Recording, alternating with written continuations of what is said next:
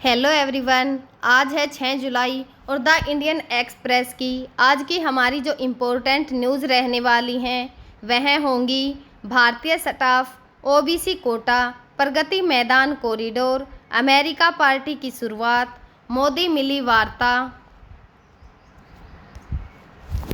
पहली बार जो है वो सुप्रीम कोर्ट ने स्टाफ भर्ती के लिए ओबीसी कोटा को लागू किया है। सुप्रीम कोर्ट के द्वारा यह जो है 75 सालों के इतिहास में पहली बार स्टाफ भर्ती में अन्य पिछड़ा वर्ग यानी कि ओबीसी के लिए आरक्षण लागू किया है। यह ऐतिहासिक निर्णय जो है 4 जुलाई 2025 को जारी जो गजट है उसकी अधिसूचना के माध्यम से लिया गया है, जिसमें सुप्रीम कोर्ट और जो ऑफिसर्स हैं एंड सर्वेंट हैं उन्होंने रूल्स 1961 जो है उसमें संशोधन किया है।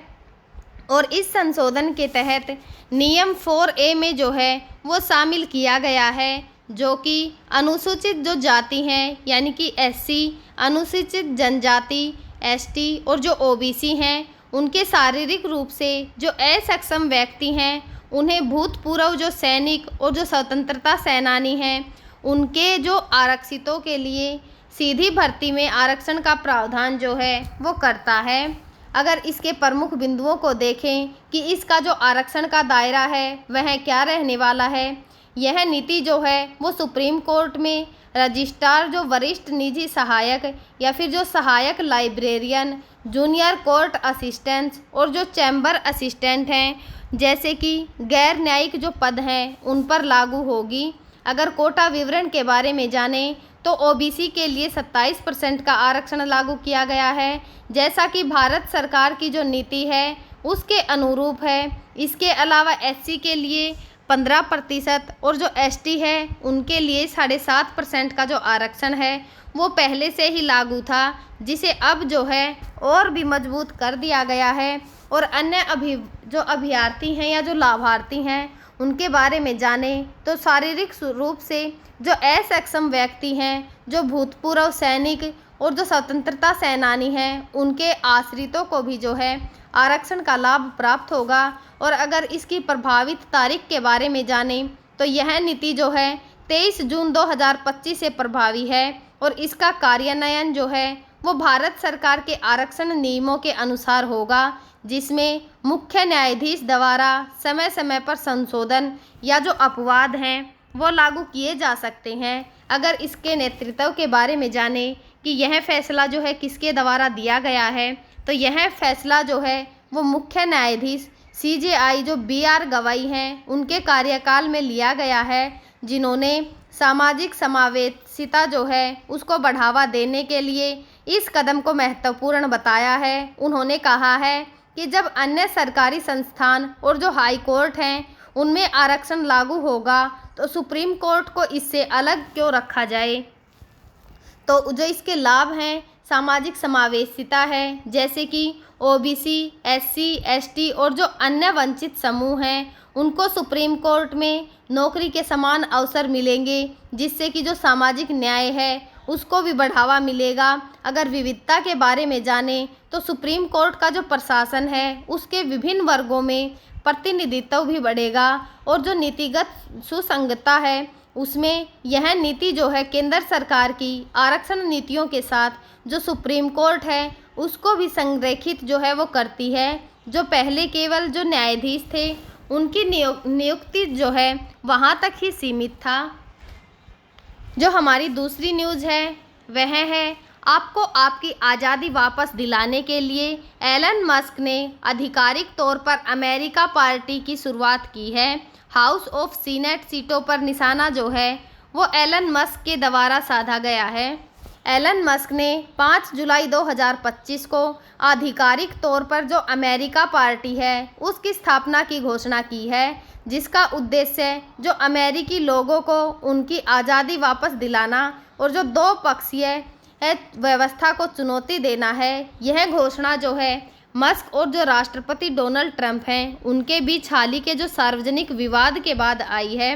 विशेष रूप से जो ट्रंप हैं उनके वन बिग ब्यूटीफुल बिल जो है उसके खिलाफ मस्क जो हैं उनकी मुखर आलोचना के बाद जिसे वे वित्तीय रूप से गैर जिम्मेदार मानते हैं। अगर इस जो ये न्यूज़ है इसके प्रमुख बिंदु और जो रणनीति को देखें तो मस्क ने यह सुझाव दिया है कि अमेरिका पार्टी 2026 के मध्यावधि चुनाव में 2-3 सीनेट सीटों और जो 8-10 हाउस सीटें हैं उन पर लेजर फोकस करेगी। उनका मानना है कि कांग्रेस में जो मौजूदा रेजर थिन विधायी जो अंतर है उसके कारण कुछ जो चुनिंदा सीटें हैं जीतने से पार्टी विवादास्पद कानून पर निर्णायक वोट के रूप में जो है वो प्रभाव डाल सकती है, जिससे लोगों की जो वास्तविक इच्छा है उसको सुनिश्चित किया जा सकता है। अगर इसकी उद्घोषणा के बारे में जानें तो मस्क ने अपनी जो सोशल मीडिया प्लेटफार्म एक्स है उस पर 4 जुलाई 2025 को एक पोस्ट जो है वो शेयर की थी,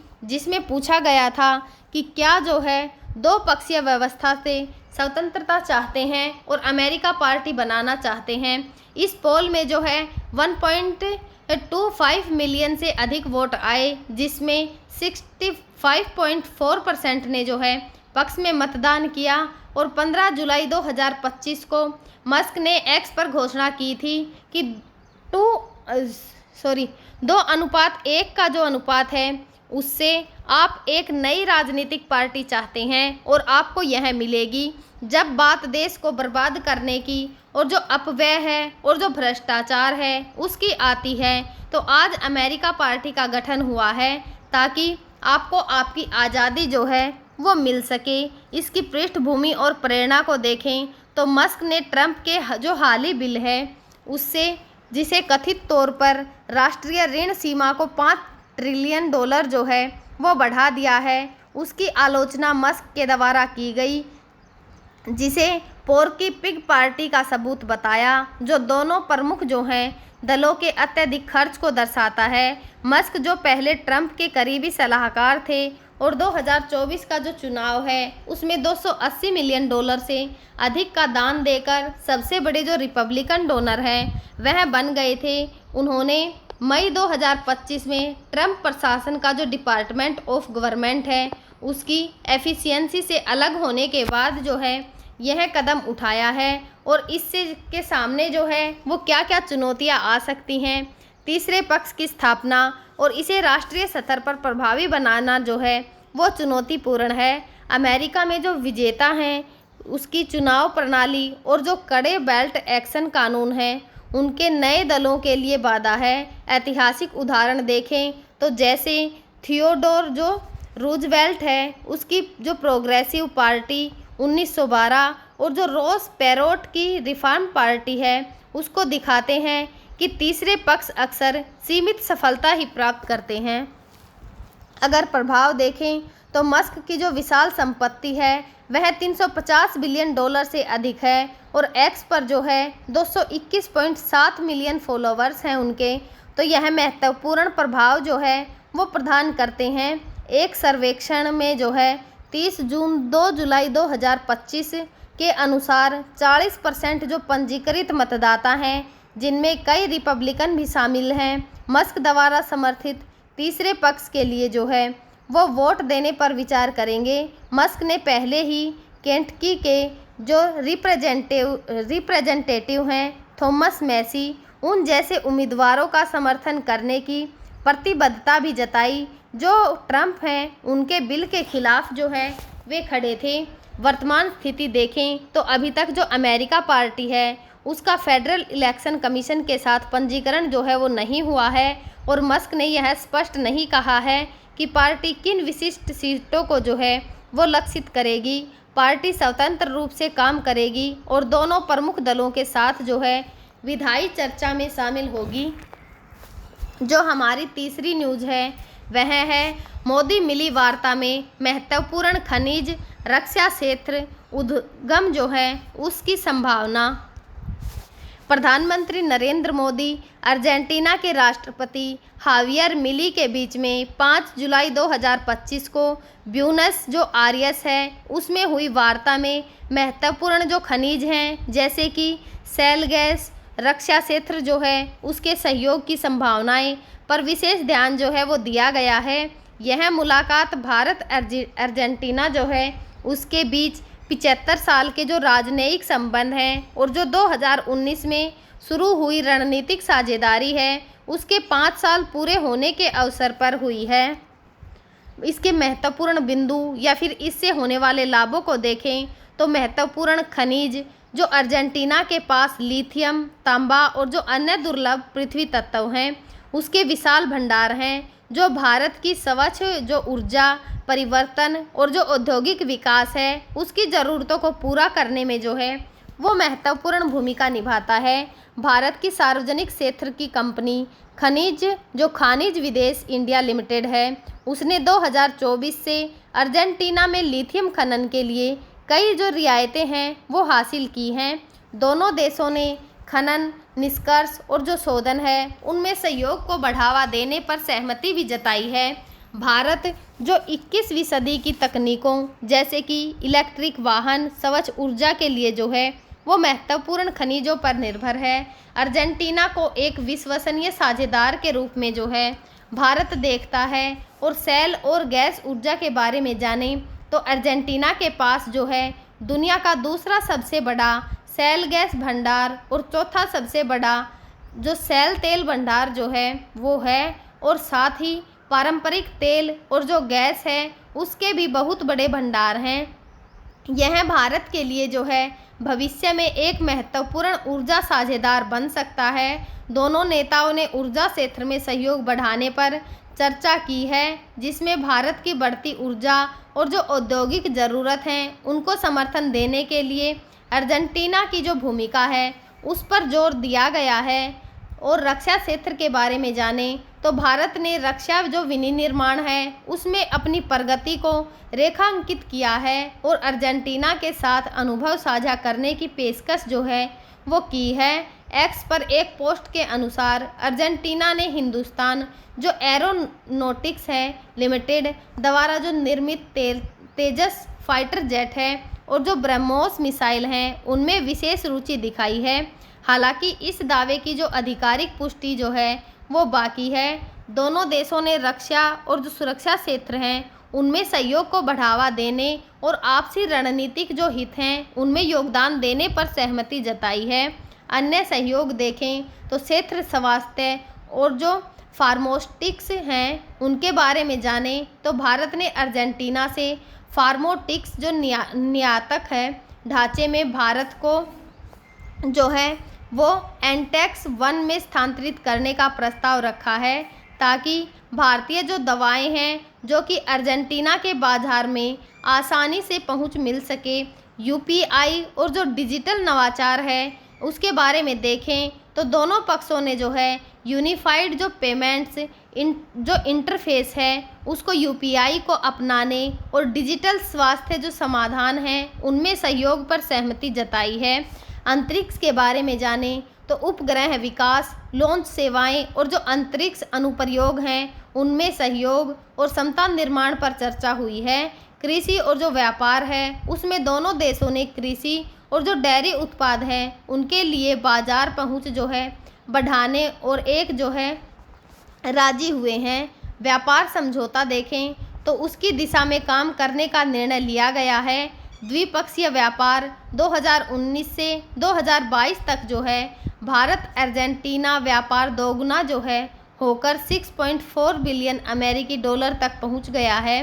2024 में भारत अर्जेंटीना का 5वां सबसे बड़ा व्यापारिक साझेदार था और दोनों देश इसे और बढ़ाने के लिए जो है प्रतिबद्ध हैं। रणनीतिक साझेदारी का विस्तार, यह मुलाकात जो है भारत और जो अर्जेंटीना है उसके बीच में जो 57 साल बाद किसी भारतीय प्रधानमंत्री की पहली द्विपक्षीय यात्रा थी, जिसने दोनों देशों के बीच में रणनीतिक साझेदारी को और मजबूत किया है। मोदी ने जो पहलगांव आतंकी हमला हुआ उसके बाद अर्जेंटीना की एकजुटता के लिए जो है वो मिली का आधार जो है वो व्यक्त किया है।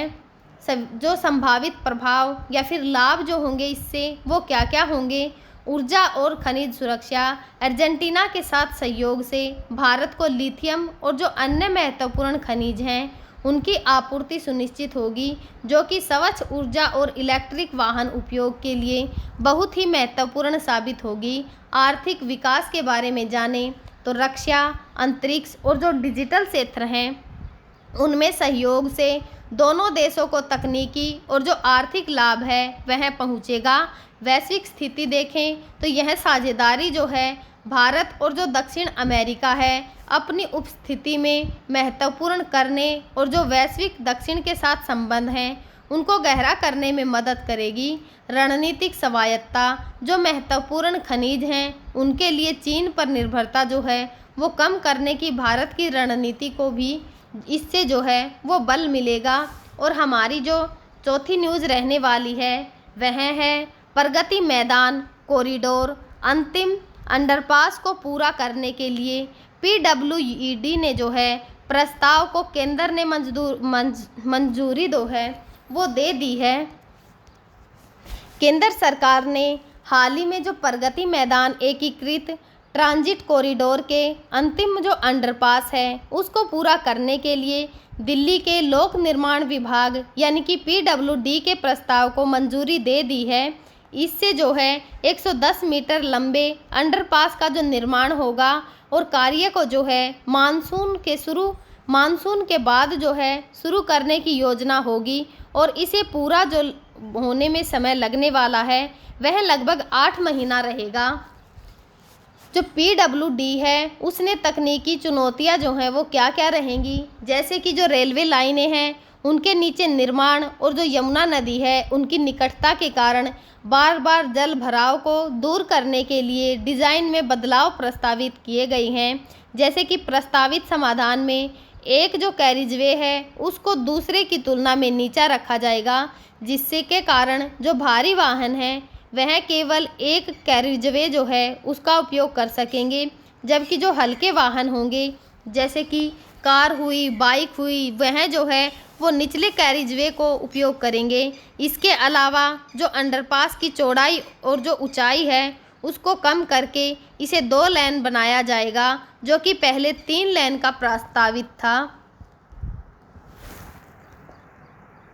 अंडरपास जो प्रगति मैदान कॉरिडोर है उसकी परियोजना का हिस्सा है, जिसका उद्घाटन जो प्रधानमंत्री नरेंद्र मोदी हैं उनके द्वारा 2022 में किया गया था। यह परियोजना जो है दिल्ली में भैरव मार्ग, रिंग रोड और जो मथुरा रोड है उसको सिंगल मुक्त जो सिग्नल है वहाँ पे उससे मुक्त बनाने और जो ट्रैफिक है उसको सुगम करने के लिए शुरू की गई थी।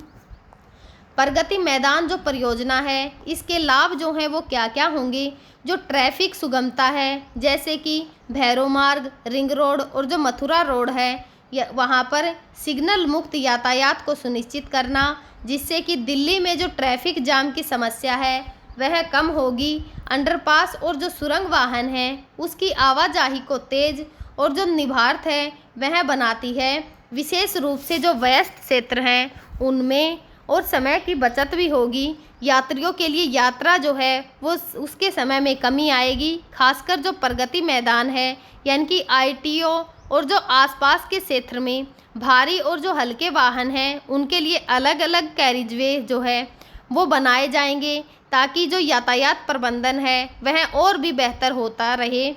और आर्थिक प्रगति देखें तो प्रगति मैदान में जो आयोजित प्रदर्शनी हैं या फिर जो व्यापार मेले हैं उनके लिए बेहतर कनेक्टिविटी, जिससे व्यापार और जो पर्यटन है उसको बढ़ावा मिलता है। दिल्ली के प्रमुख जो व्यावसायिक केंद्र जो हैं वहाँ तक आसानी से पहुँच और जो आर्थिक गतिविधियाँ हैं उनमें वृद्धि भी होगी। जो पर्यावरणीय लाभ मिलेंगे इससे, जैसे कि ट्रैफिक जाम में कमी से वाहनों का ईंधन जो है वो खपत और जो प्रदूषण है वह भी कम होगा। सुगम यातायात से जो है कार्बन उत्सर्जन में कमी होगी। शहरी विकास प्रगति मैदान को विश्व स्तरीय जो प्रदर्शनी है और सम्मेलन के केंद्र के रूप में विकसित करने में सहायता मिलेगी, जिससे कि दिल्ली की जो वैश्विक छवि जो है वो मजबूत होगी। और आसपास के जो क्षेत्र हैं उनमें बुनियादी ढांचे का विकास, जैसे कि बेहतर सड़कें और कनेक्टिविटी जो है वह भी होगी। सुरक्षा और तकनीकी सुधार होगा, जैसे कि अंडरपास का जो डिज़ाइन है उसमें तकनीकी बदलाव जो है, जैसे कि जल भराव की समस्या का समाधान, उससे बुनियादी ढांचे का जो स्थायित्व है और जो सुरक्षा है वह बढ़ती है। रेलवे लाइन और जो यमुना नदी है उसकी निकटता जैसी चुनौतियों को जो है ध्यान में रखकर इसका डिज़ाइन बनाया गया है। हम जो है आगे भी आप सभी के साथ जो द इंडियन एक्सप्रेस न्यूज़पेपर है उसकी इम्पोर्टेंट न्यूज़ जो है उसको साझा करते रहेंगे, जो कि हमारे एग्ज़ाम के पॉइंट ऑफ व्यू से भी बहुत ही ज़रूरी होंगी। तब तक आप पढ़ते रहिए, खुश रहिए। Thank you.